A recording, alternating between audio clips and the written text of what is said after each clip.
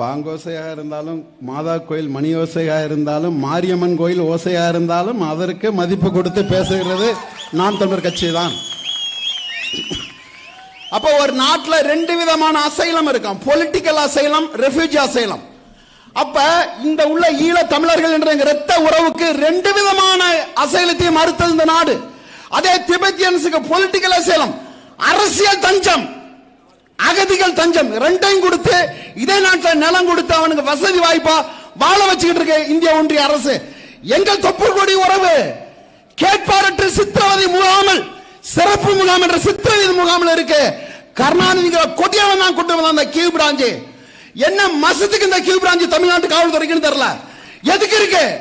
நீ என்ன பண்ணிக்கிட்டு இருக்க? நீ போய் உலக நாடுகளை பாடுறா. ஒவ்வொரு நாட்டிலும் அந்த மக்கள், அகதியா வரக்கூடிய மக்களை எப்படி நடத்துறான்னு ஒரு முறை படி இல்ல பாரு, திருந்தி தொலை. மனிதரையமற்ற அரக்கர்களாக நீ இருக்கிற. செத்து சாகிறான், நடப்பதற்கு கூட முடியல. ஏண்டா ஏற்கனவே நீ அரஸ்ட் பண்ண ஸ்டோன் சாமி உறிஞ்சு கொலை சாதான் கேட்டாரு. 40 நாள் எடுத்துச்சு உச்ச நீதிமன்றத்துக்கு பதில் தர்றதுக்கு. 40 நாள் எடுத்துச்சு.